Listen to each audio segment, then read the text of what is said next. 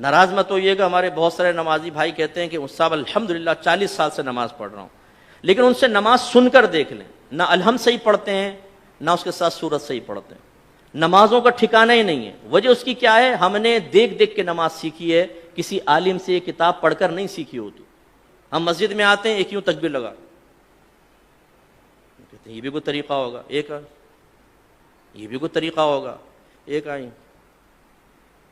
یہ بھی ایک طریقہ۔ ہمارے بچے پریشان ہوتے ہیں کہ کیا، بعض بزرگ وضو کر رہے ہوتے ہیں، ہاتھ دھویا پھر یہ وہ بچہ کہتا ہے یہ بھی کچھ ہے، ہاتھ دھونے کے بعد کرنا ہوگا۔ اب اسے پتہ نہیں یہ سنت ہے یہ خلاف سنت۔ ہمارے نوجوان بعض اوقات نماز پڑھ رہے ہوتے ہیں، پف نکلی ہوئی ٹوپی غائب۔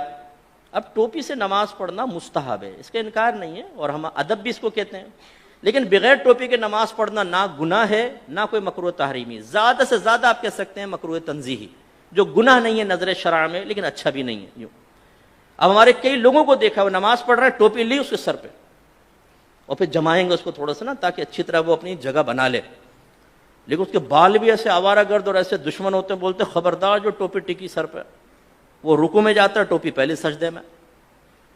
یہاں تک میں نے دیکھا ہے نوجوان سجدے میں گیا تو اس کو سجدے میں اس کے وہ جیسے نٹ کس رہے ہیں اس کے سر کے اوپر۔ ارے بھائی اس کو ٹوپی پہننا کوئی لازم نہیں تھا، آپ کا یہ اس کو اس طرح تنگ نہ کرنا واجب تھا، آپ نے کیا، آپ گناہگار ہوئے۔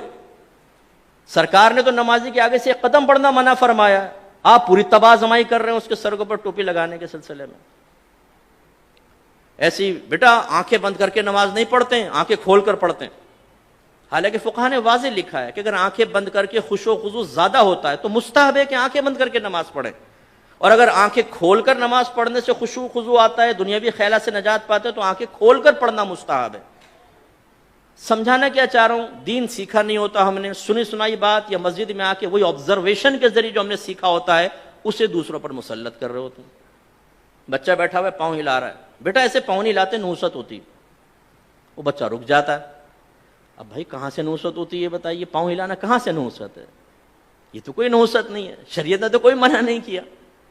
لیکن وہی بچہ اگر فجر کی نماز چھوڑ رہا ہو تو اس کو اتنی سختی سے نہیں سمجھائیں گے نا، بچہ تھکا رہا ہے، رات میں سو گیا، کوئی بات، پوری رات محفل نعت میں شرکت کر کے سنی ٹناٹن قطعی جنتی نعت خانوں کی زبان پر فجر کی نماز چھوڑ رہا ہوتا ہے نا، نہ جماعت سے نماز پڑھے گا نہ فرض پڑھے گا، 4 بجے تک محفل ہوئی ہے، اس کے بعد اسکوٹر گھمایا، آ کے بستر پہ سو گئے، مؤذن کہہ رہا حی علی الصلاۃ حی علی الفلاح، اور وہ تصوراتی اور خوابی دنیا سے جواب دے رہا ہے کہ حضور نعت خوانی میں شرکت کر تو لیے، جنتی ہو تو چکا ہوں، بلا حساب و کتاب تو ہم جنت میں چلے جائیں گے۔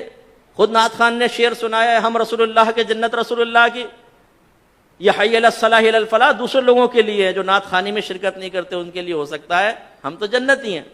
یہ ہم لوگوں کی حالت ہے۔ تو خلاصہ کلام یہ ہے کہ دین آپ سیکھیے۔ میں نے الحمدللہ بالغان کا بہت مدرسہ پڑھایا، نمازیں سنیں کوئی ٹھکانہ نہیں، سبحان رب الاعلی، التحیات، حالانکہ سے لفظ ہے التحیات، التحیات نہیں ہے۔ اسی طرح صحیح لفظ ہے رب اجعلنی، اور اکثر کیا پڑھیں گے ربی جعلنی، ربی جعلنی، غلط ہے، یہ اصل میں اجعل صیغہ امر کا، ربی کو با کو جیم سے ملائیں گے حمزہ وصلی گر جائے گا، رب اجعلنی، رب اجعلنی، لیکن ربی جعلنی۔ تو یہ کیوں ہوتا ہے؟ آپ میں سے بہت سو ہو سکتا ہے کتاب دیکھ کر بھی سیکھا ہو، لیکن آج سے 35 سال پہلے 40 سال پہلے، اب وہ بیچ میں جو غلطی آئی وہ پختہ ہوتی چلی گئی، بتائیے نہیں۔ اس لیے ناراض مت ہوئیے گا، آپ میرے بزرگ ہیں، میرے بڑے ہیں، جو بزرگ بیٹھے ہوئے ہیں، جو ہم عمر ہیں اور جو چھوٹے ہیں وہ بچے ہیں، لیکن ایک دفعہ اپنی نماز کسی قاری صاحب کو سنا دیں۔ پہلی بات تو یہ کہ جس کو ڈر ہوگا نا، خوف کہ میں پھنسوں گا، وہ سنائے گا ہی نہیں، وہ کہے گا مفتی صاحب نے ٹھیک کہا لیکن اللہ کی رحمت بہت بڑی، اللہ معاف کرنے والا ہے۔ بھائی اللہ تعالیٰ رحمان ہے، رحیم ہے، لیکن وہ قہار و جبار بھی تو ہے۔ اس کی قہاریت اور جباریت کو فراموش کر کے صرف رحمانیت پہ نگاہ کرنا یہ نبیوں کا طریقہ نہیں ہے۔ وہ وصف نبوت حاصل کرنے کے باوجود، صحابہ کرام وصف صحابیت حاصل کرنے کے باوجود ڈرتے رہے اپنے رب سے، وہ رحمت کا یقین بھی رکھتے تھے اور اللہ کے عذاب سے بھی خوفزدہ رہتے تھے۔ یہ ایک مومن کی شان ہے، تو سیکھیے۔